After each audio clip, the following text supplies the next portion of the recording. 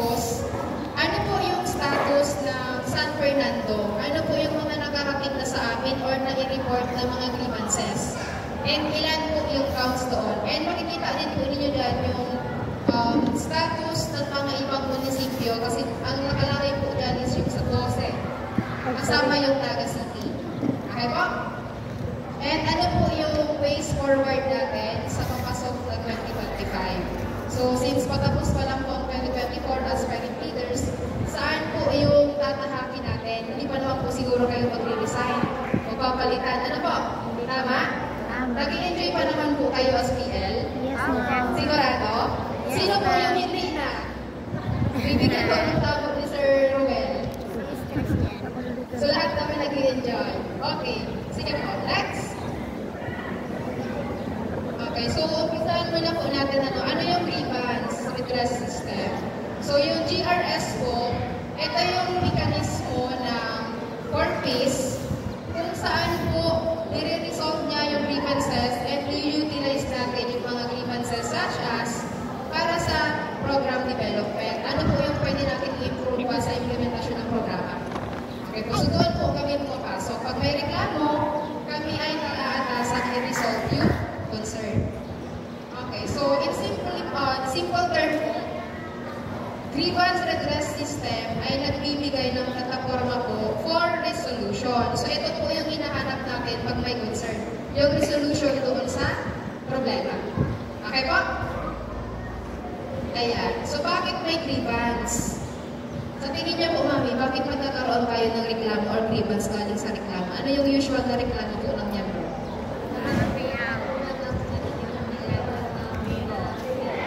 Okay. So sabi din nanay, ano po pangalan niyo? Okay. Nanay Pilita Corrales. So karaniwan daw po na natatanggap nila ang reklamo ay kulang ang pay out. Kahit naman po siguro kayo na pag huli ang na-receive, magtatanong or tatanong kayo sa municipal link natin kung ano ang nangyari. Tama po? Tama, ma'am. Okay. So mamaya po, dadaan na natin yan yung mga kategorya ng mga grievances. Okay. Ayan.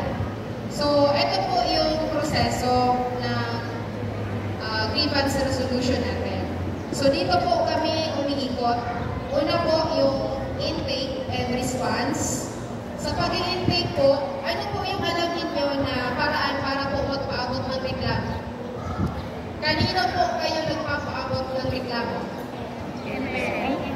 Sige po, may regalo daw from the MOO. Mr. Ruel. Kanino po valid na mag-report ng reklamo? Sige po, Nay. Sinong ML po yan? Ma'am Polly. Si Ma'am Polly. Okay, so Sir Ruel, kay Ma'am Polly daw po.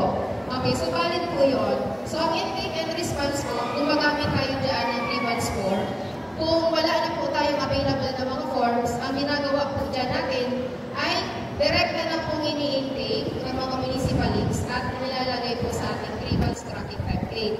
And yun po yung sinusubmit sa amin. Okay po? So pangalawa po natin na proseso ay processing. So sa processing po, dyan natin ginagawa or chine-check po ng municipal links or staff ng Pantawid kung valid po ba yung nire-reklamo nitong beneficiary. So for example, nag-grievance yung member ni Mami Pilita. Kulang ang na-receive. Pero po, pag-check ng ML natin, hindi naman pala po nakapag-complete ng 85% attendance sa eskwelahan. So valid po ba yung reklamo or hindi? Hindi. Hindi. Tama po? Yes. Kasi dapat po, mababayaran lang kayo or yung mga beneficiaries natin kung nakapag-comply po ng 85% attendance yung estudyante. Malinaw po yun.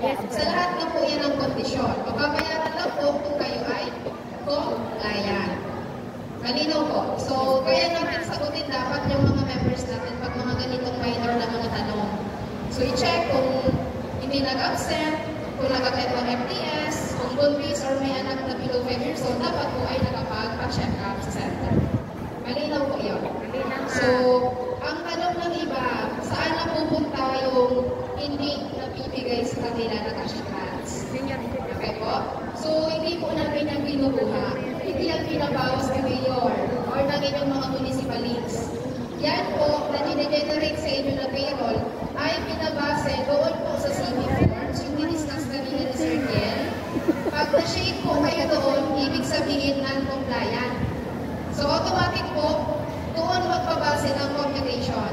cash grant.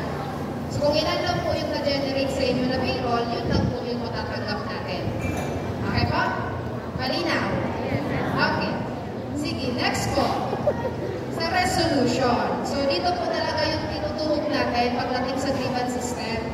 So sa resolution, dito po minsan, for example, may ni-refer sa amin na gusto makapasok sa Corpus. Di ba po, marami sa atin yan na nagtatanong, paano kayo nakapasok? Paano kami matutulungan na makapasok sa Pantawid? So dito po, sa ganun na sitwasyon, pag hindi po kasi yan na-enumerate ng listahanan na assess the poor, wala din po silang chances na makapasok sa Pantawid.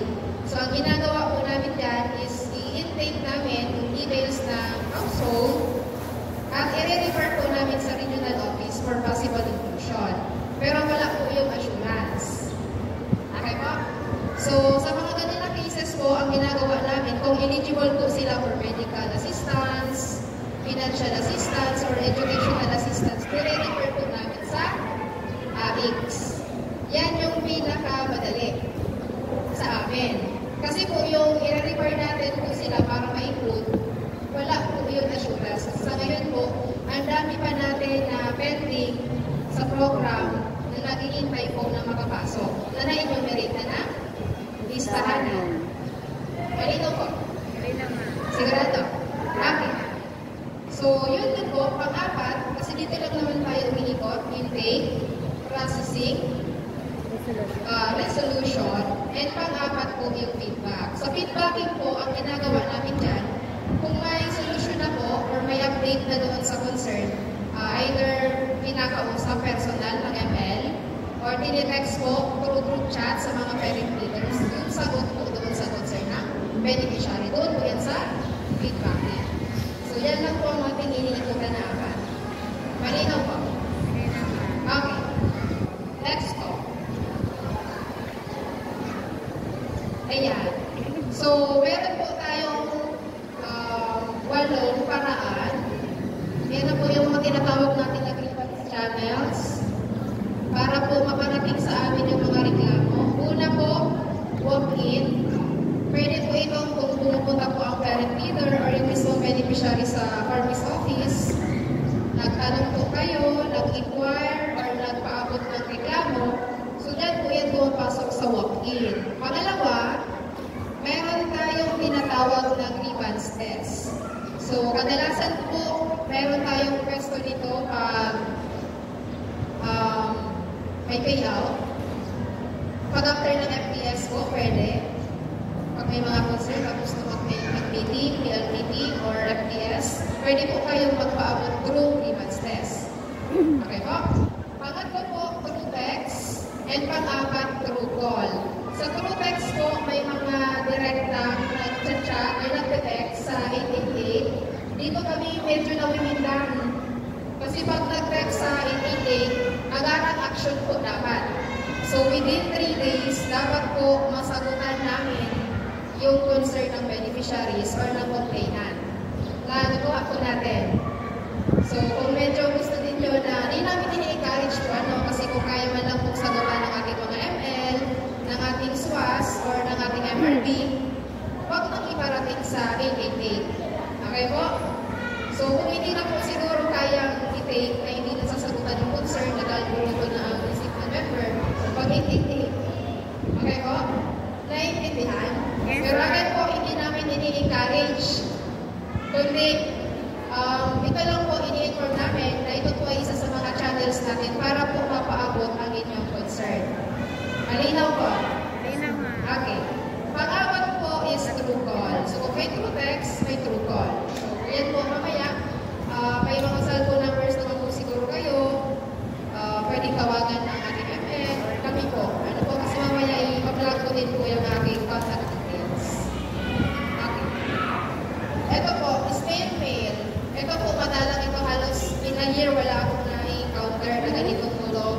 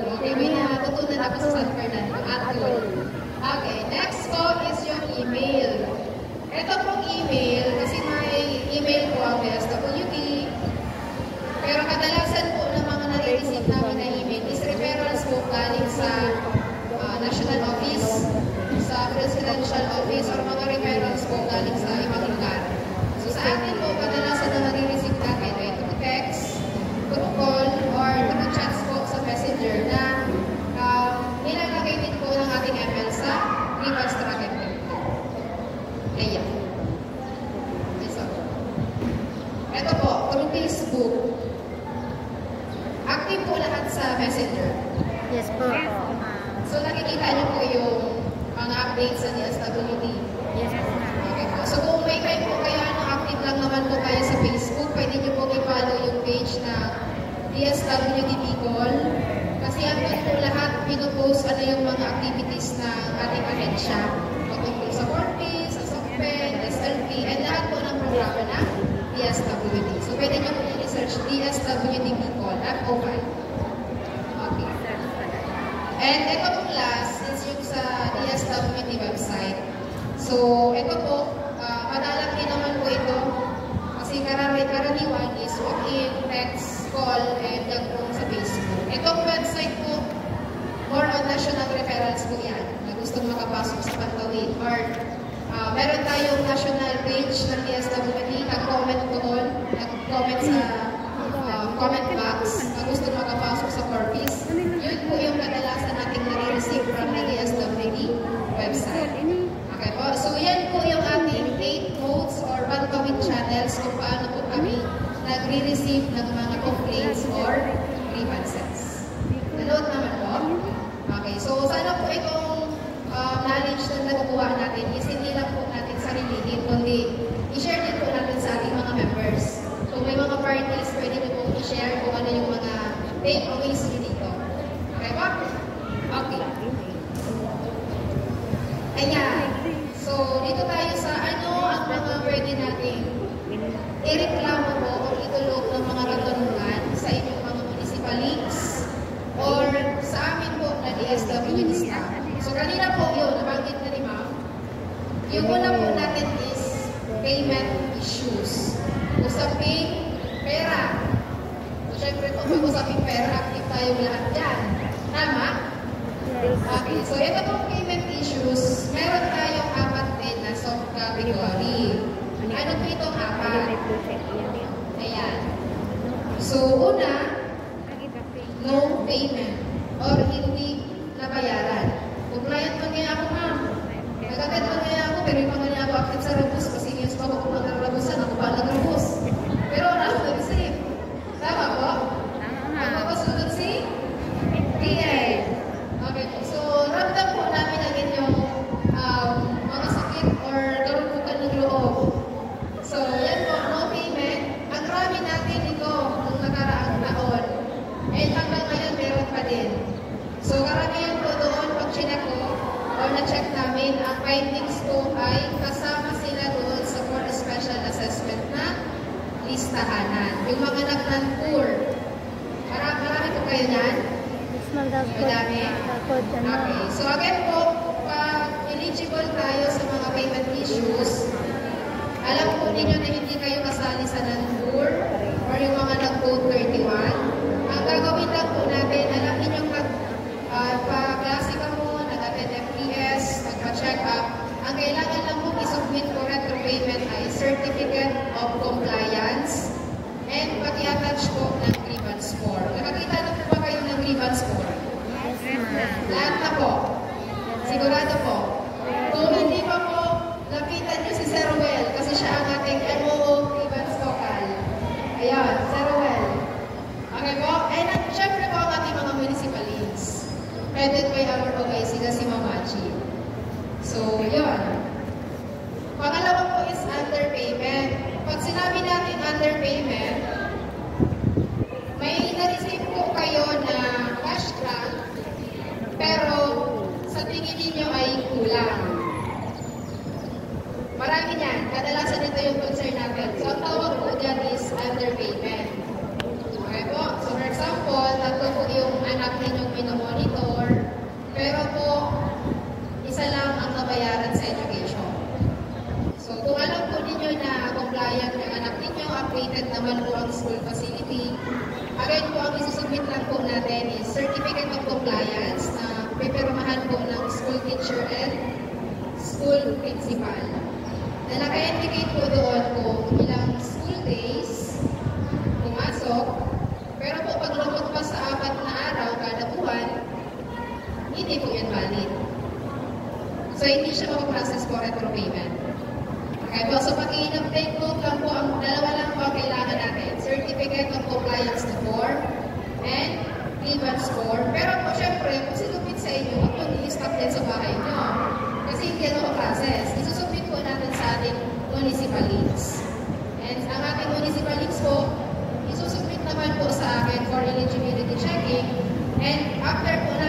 check pag eligible, yan po ay ibibigay o i-endorse namin sa Regional Program Management Office sa region. Nagagawa po natin. So, hindi din po yan automatic na re-receive. Kasi pagdating sa region, isusubmit din po yan sa national office. Kasi ang generation po ng pondo natin, laging nasa national. Iintindihan po. So, hindi po kami yung gumagawa ng payroll ninyo. Malinaw po yun. Pinababa po yan sa amin. Galing sa taas. Malinaw po? Okay. Ito wala po.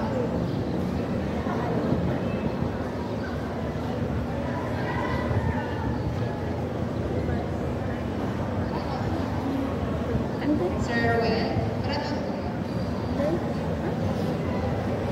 Makalobat na. Pero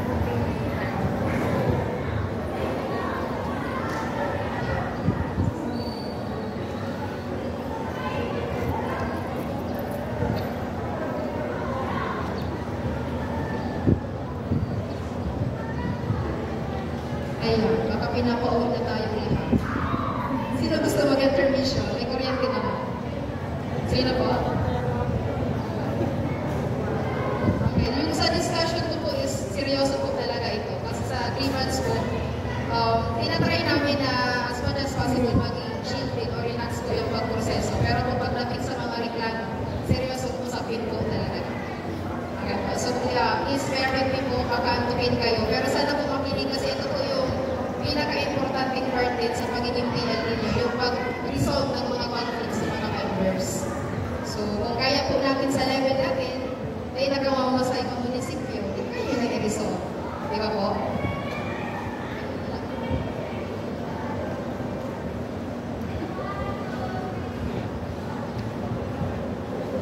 Pagkaya po voting ko, so hindi ko na alam ang susunod. Ay.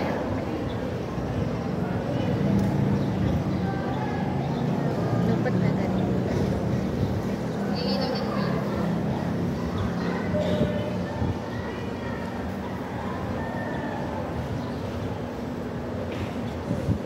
Ayan. So, nasa pangatlo na po kayo kanina, ano? No payment. Walang Underpayment. cash grants na tinatawag dyan. Underpayment, wala kang nabayad or nakubra ninyo sa payout. Pangatlo is overpayment. Sobra ang na-payout. Meron po yan? Meron ma. Meron? po. Meron. So pag meron, active pa, i-deduct po yan sa payroll ninyo. Na-inform na kayo din sa Roman? Yes, opo. Okay. So yan po kasi ay subject sa COA. So kailangan po talaga natin na ibalik. Mga self-12 po. Set 12A po. Pwede nagre-reklamo na naman po sa members. Hindi man. Napaliw na dyan pa. Mareklamo pero mabayad. Wala man na choice kasi itinitag. Sige. Okay na tayo dito sa payment issues. Okay, sige. Pangalawa tayong kategorya ng grievance. Ayan.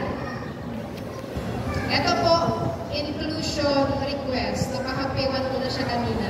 So, sa inclusion request po, again po, ito yung mga kapwa natin na mamamayan, mga kapitbahay, mga kapanalig po ninyo, na gusto rin matamasa o ma-experience mag-pindot sa ATM machine. Okay po? Ibig sabihin, gusto din makasali sa Formis. Okay po? So, ano ang inclusion request? Grievance about a non-beneficiary household requesting to be included in the program. So, kagaya po ninyo, ang dami-dami gusto makapasok din sa Formis. So, ano po yung proseso nito? Meron lang po tayong template. Ano po? Paki-explain na lang po sa ating mga kababaryo o kabarangay na nagtatanong sa atin na kung may gusto pong makapasok, ang gagawin lang po is i-record natin yung pangalan nila. May template po tayo na pinababa. Every month po akong nagbababa ng template sa mga munisipyo through emails and doon po nire-record. Okay po? So yun lang po ang magiging parte natin. I-refer po natin siya or i-endorse sa region. So silistahan na po ang pangalan and wala po tayong assurance kung makakapasok sila. Kasi po, puno po yung ilan 2.4 million.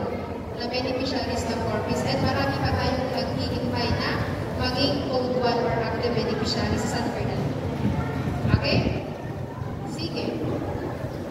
Pangatlo po, eto. Disqualification.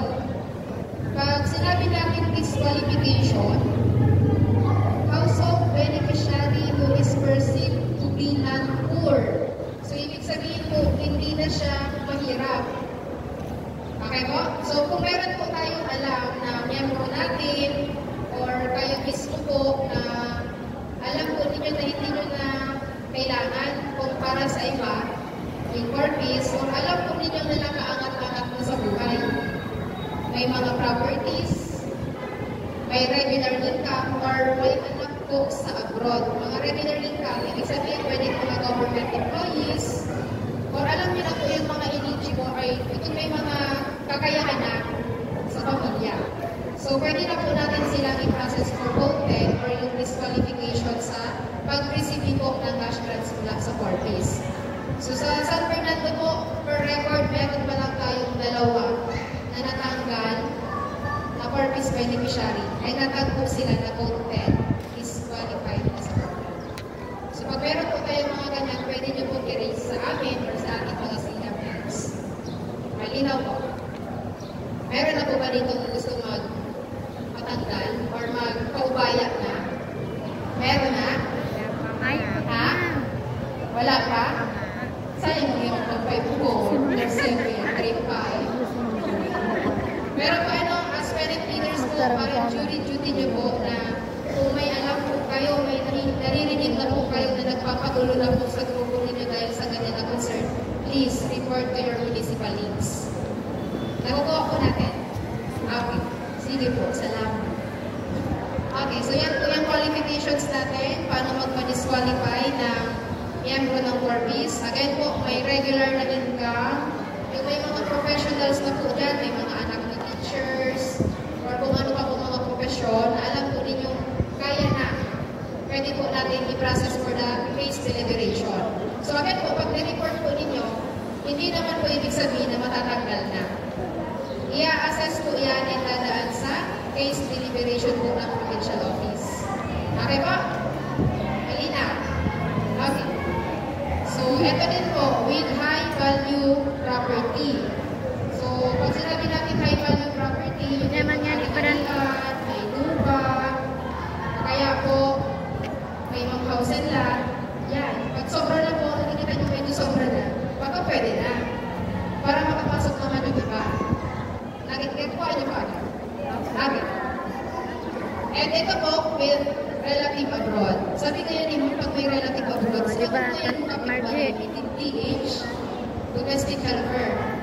Okay po, sa mga ganun na cases po, i-assess pa rin natin. Ano po?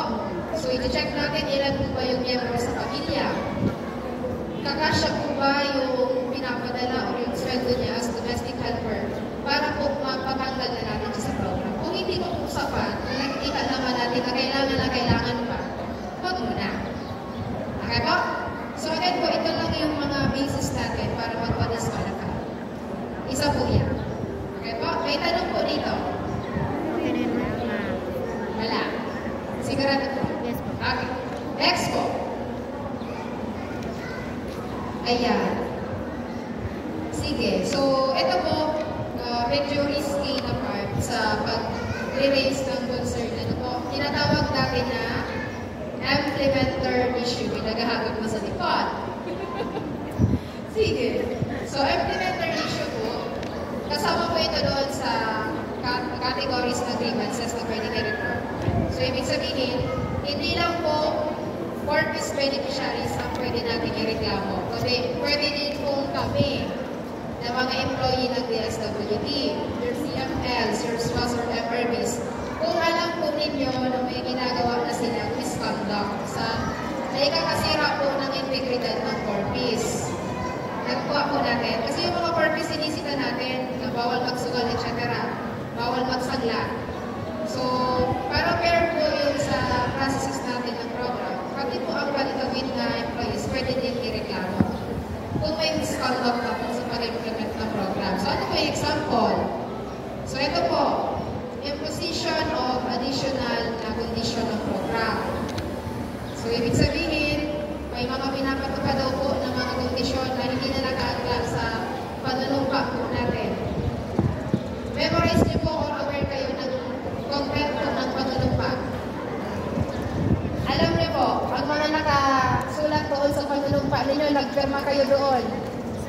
Sigurado?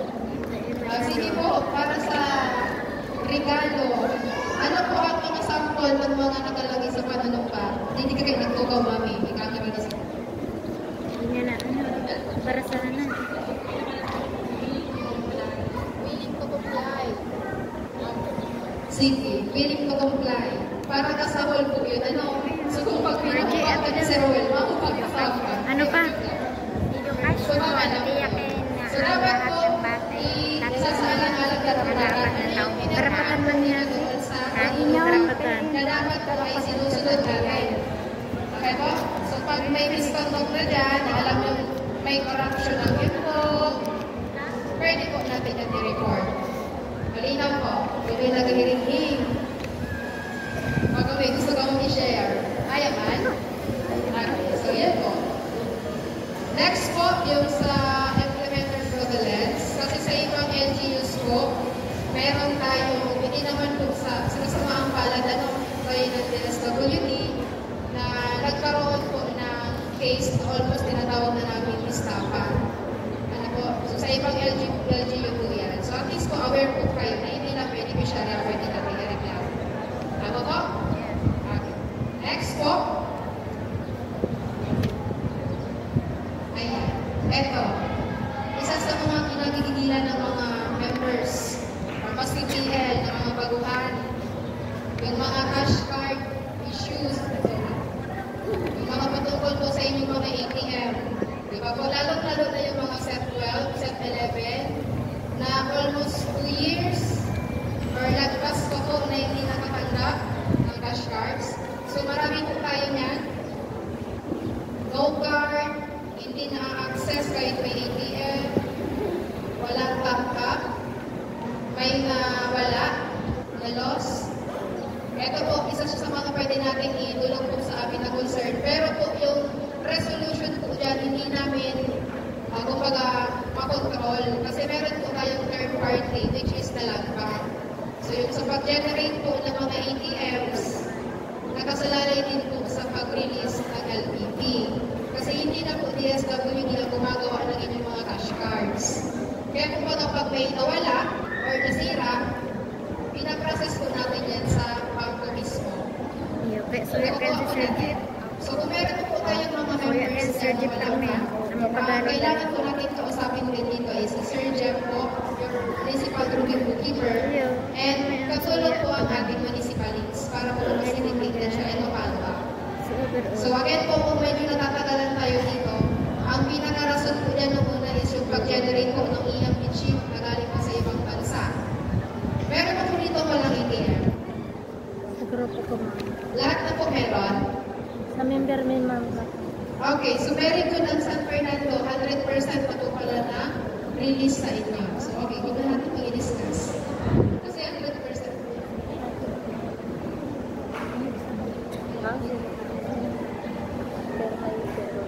Ayan. Ito po, appeal. Ito po sa appeal, meron tayo dito mga recorded cases po, pero yung mga natag lang po na code 20 na or yung mga aging status na sa pag-program. So yung iba po wala-wala na hindi nagpapaalam sa ML na aalis ng munisipyo, kaya po hindi na din po active yung record niya sa program. So may mga ganun po tayong cases na 6 months po na hindi pa nagagalaw yung status niya, natatag na siya as code 29. And pag mga ganun po na may mga submitted naman na updates, lapit po kayo sa ML kasi medyo technical po kasi itong proseso ng appeal. Okay po? Ang pwede lang po natin i-process ng pag-apila, for example, natag silang code 29 or aging na ang status sa program, kung sila po ay nakapag-submit, for example, ng change of address, lumipat niya sa ibang lugar, ano po? Tapos po, hindi na proseso kundi nag-release sa program. So, ang gagawin po natin dyan is magsusubmit tayo ng transmittal po na talagang nakapag-submit sila na mag-apila or maglipat ng address. And itadaan po namin yan sa case deliberation.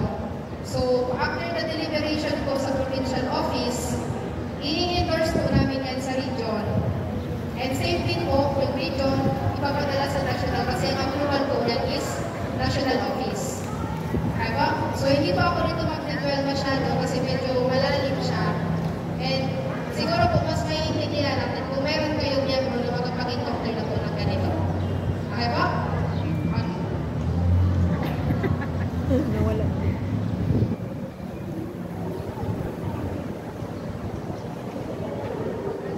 man, anyway, may matatong case na. In case lang.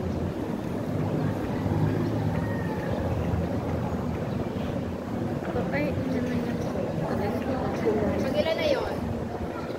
7? 6. Ang 6, ma'am. 6 yun. Ang 7 na yan. Dahil, ang 6. Paano sa 6?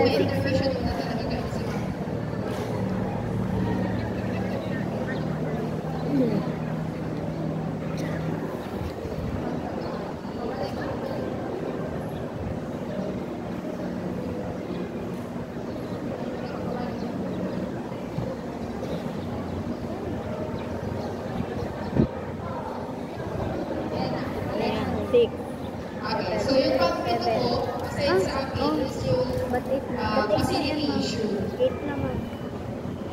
Facilitation. Facilitation sa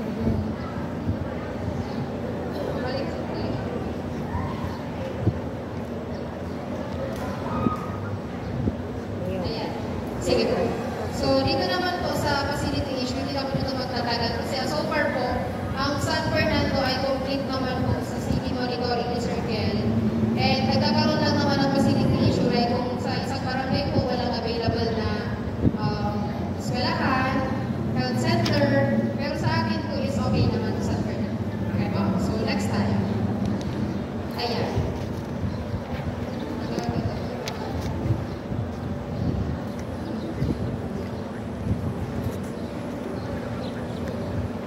So, ito po yung pang-walo. So, karamihan po pumapasok dito. Yung kadalasan po na marami tayong mga kasabay na mga members na nag-inquire sa inyong mga MLs. Dito po siya pumapasok sa request and inquiry. So, yung for example, nagtatanong po kayo kung paano mag-update ng estudyante. Yung i-update niyo po yung school facility nila kasi mali yung record sa pagtawid. Request po para magpapalit ng gravity. For example, nag-abroad naman po yung asawa ng gravity magpapalit. Dito din po siya papasok. Request for ID replacement. Nagre-request kayo ng ID. Panunumpa. Nagre-request po kayo ng certification para magamit ng PhilHealth. Dito din po siya papasok sa request and inquiry. Request para po ma-check yung record ninyo sa PPIS kung kayo po ba ay active pa. Biglang nawala sa payroll, nag-code 15 po pala kayo kasi wala na kayong beneficiary. Dito din po siya papasok. And ito po na mga dagdag sa baba. Ito yung mga latest na hinaharap natin. Yung mga biglang nawala sa payroll. So ano yung mga reasons? Ito po siya. Withholding po ng cash grants due to L3 ng poor. Yung mga na-assess po ng listahanan na hindi na daw poor, kaya po biglang nawala doon sa payroll generations natin. Ang ginagawa po natin yan is kailangan silang iswiti assessment. Yung binabahay-bahay po ng ating mga staff natin sa LGUs or itong ating mga MLs, SWAS and MRP. And kailangan din po nilang dumaan sa HUB, yung household assessment form na ginagamit. So, after po na dalawa, yun po yung magiging final po na assessment sa kanila kung sila po ba ay magpapatuloy pa sa program or hindi na. Nagawa po natin yun. Napaintindi naman po siguro ng ating mga MLs. Ano, kasi ulit-ulit yan ang concern. Siyempre po, yan din po ang magiging response sa atin. Ayun. Eto, yung last po natin na category. So actually po, dito ako medyo nag-focus din. Kasi ito yung medyo rampant din. Pero sa San Fernando, tahimik naman po. May mga na-report pa lang, konti pa lang sa San Fernando. So ano ito? Misbehavior. So, hindi naman kasi lahat ng members ng Pantawid ay mga behave. Tama po? Tama. May mga mabubuot, may marireklamo, may kaiwan mga sa PL. Tama po?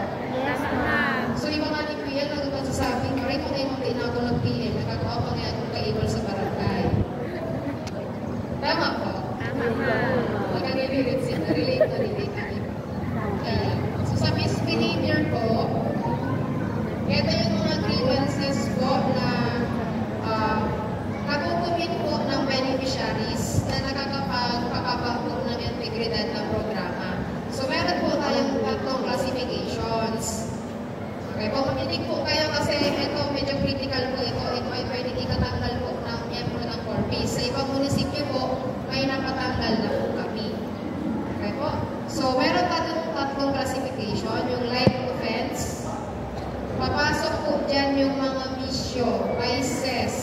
Pag sinabi nating vices, ano po yun? Para inom. Inom, sugal, Sugal. bongits, ano pa? Sabong. Yung pagsasagla po ng ATM ay hindi bisyo. Iba po yun. Cash card pulling. Pero pwede maging bisyo kung pinarni na na, inulit-ulit pa. Okay po? So, ano pa ang nasa line offense natin? Gambling. Yan, yung mga susugal. Persuasion. Yung bisyo po yung pag-yosi, pag-iinom na sunod-sunod. Yung occasional po okay lang naman. Pero yung formal daw na lang po, na pati yung cash grants, yun ang pinapapalpang inom, balik na po yun. Okay po? Okay, pangatlo, ito po, pony or pagsasagla po ng ATM. So ito po, bawal na bawal po ito sa atin. Bakit po? Sige daw po, bakit bawal tayong magsagla ng ATM? Mami. Kasi gambling na. Sige mo. Gambling. Bawal. Okay, sabi ni Mami, kasi gambling pa dito yun. So, ang pinakarason po natin, bakit bawal isagla yung cash card? Kasi po, kahit nakapangalan po yan sa inyo, it's a government property. Diyan po pinapasok yung inyong mga cash grants. So, ibig sabihin po, yung cash grants na pumapasok yan, entitled po yan para sa education ng mga anak natin, health grant, pang-rent subsidy, kaya mali po pati bagas, tinataon sa to para may pagdagdag sa tuya, assistance. So, kung isasagla po natin, sino yung manginginabang? Sinanglaan. Sinanglaan. So, in short po, bawal na mag-sagla. Dala niyo po hindi ang tinay. Yes, ma'am. Yes, ma'am. Siyempre po, dapat PL, dapat pinapangarugan kita, dapat tama ang kinikita. Malinaw po yan. Okay. So, ito din po, persuasion. Pag sinabi natin persuasion, pamimilit or pag-iinganyo. So, pag sinabi natin pamimilit, for example po, may nag-ano sa inyong loan shark na inganyo ka na kaya si baliwan mo na isang lang ATM. That is persuasion. Pag-iinganyo na gawin po yung mali. Okay po? Sa mga ganyan na cases po, pwede tayong matanggal sa corpus. Nagagawa po natin. Okay. And ito po, pang-lima, disinformation. Ito po, madalang naman tayo nagkakaroon ng ganitong cases. Yung pagpapakalat po ng maling informasyon. So, sa mga ganyan na cases, pwede kayong i-resolve na lang sa barangay. Marites yan. Marites. Ayan po. So, nagpapakakiarap ng buhay ng iba. Yan. Okay. Yan sa atin, wala pa tayong case na natanggal sa program tayo. Ito po, moderate offense. Collection of any kind. Please lang po, as parent leaders, wala po, aware po tayo na wala tayong sahod or incentive na nare-receive. Tayo po ay volunteers. Tayo po ay napagkatiwalaan na maging leader bilang purpose beneficiary ng kanya-kanyang mga grupo. And wala po ang pasasalamat na sa inyo. Kasi mas madali po ang mga transactions sa baba, sa mga purpose dahil po sa inyo. Kasi kung wala kayo, masarap pa po kada araw, ma-inform lang po ang purpose na may araw kayo inihitin, etc. etc. Okay po? Pero po yung collection of any kind, pag-collect po ng pera man yan, o kahit anong bagay ay bawal na bawal po sa programa. Naiintindihan po natin. Sigurado po. Okay. Okay, so ito po, grave offense. Misrepresentation and yung beneficiary fraudulence. So, may case po dati, halos last year lang, na involved din po dati. Kwento ko lang po, hindi ka naman papangalanan, para at least po, may idea tayo kung paano siya pinoproseso. So, before po, may na-encounter kami na halos parang major case po ng isang LGU na parang naging kakonsyapa po ng staff ng DSWD. Makinig po tayo para at least maiwasan po natin yung ganitong case. So parang siya po ang naging front niya para po makagawa ng mga cash cards na isasagla. And at the end po, ng time na yun, almost ilang barangays po yung na-involved. So yung beneficiary fraudulence, may isang case po doon, napatay na yung beneficiary po pero nakapag-receive pa din ng cash card. So ibig sabihin po, ibang tao yung nag-claim pero nasista yung grant million. Okay po. So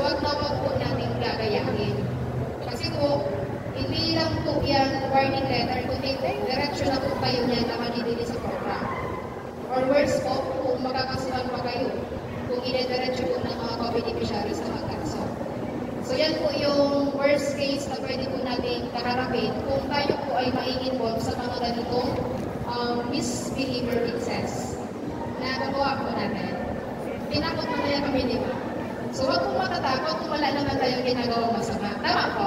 Yan. Okay. So, ito po yung tatlong classifications ng mga misbehavior cases. So, ano yung gagawin natin? Ito ang tanong. Ano po ang kaparusahan sa pagsasangla ng cash card? So, ito po, kasi ito yung prevalent po ngayon, kasi nasa inyo na po yung mga ATM ninyo, kayo yung may control ng mga cash cards na pumapasok sa inyo. Okay po? So, ano po yung gagawin natin? Ito, tanong ko, sagot mo. Sa tingin niyo po, ano yung mga magiging kaparusahan po? Sige, ma'am. Ayan, magtatanggal ng cash cards, so magtatanggal mismo sa 4 piece. Pero po, ito po yung ating susundan. So, based po sa ating Field Operations Manual, kasi kami po, guided lang din kami ng manual. Doon kami naka-angkla. And sa NAC resolution. So, ito po yung mga magiging sanction or parusa. Pag first offense po, makinig po ano? Pag first offense, bibigyan po ang beneficiaryo ng first offense warning letter. So, makaka-receive po ng warning letter. Meron na po tayong nasampulan dito sa Barangay Pihalco. And meron tayong pending kay Sir Ruel sa Gutmo. And kay Ma'am Connie sa Barangay... Anong pag-barangay school, ma'am? Maringi. Ano ba yun? Marangi. Marangi. Yan, Maringi. So, makikita po kami dyan. So, bayaran pa this December, mag-aabutin. So, first offense, warning letter po, plus case management po galing sa inyong munisipaling. So, yan ay paunang babala. Okay po? Pag na-warning na po, dadalawahan pa, hindi pa din nadala. Ang gagawin na po natin ay magkakaroon po ng second offense warning letter and masususpend na po yung pag-receive nila ng cash grant for 2 periods. Nakukuha po. So, ibig sabihin po, pag nag-balance kayo sa cash card, pwede may magre-reflect doon na amount, pero po, hindi ninyo mawi-withdraw. Nakukuha po. Suspend. Ayan. So, pag nalit na po yung suspension, saka po ninyo yun, mawakuha. Yun ay masususpend. Sa mga light offense po yun. Pangatlo po, sa third offense, pag talagang tayo po nagbabago ng counseling sessions na, kasi kasabay po ng second offense warning letter, ay ang case management po galing sa ating SO3. Kay Ma'am Rosemary Brazil, yung nag-discuss po kanina ng RA 11310. Okay po, so bababaan po yung first case management. Pag wala po talagang mangyari, automatic po, dilisted ang magiging recommendation natin sa program.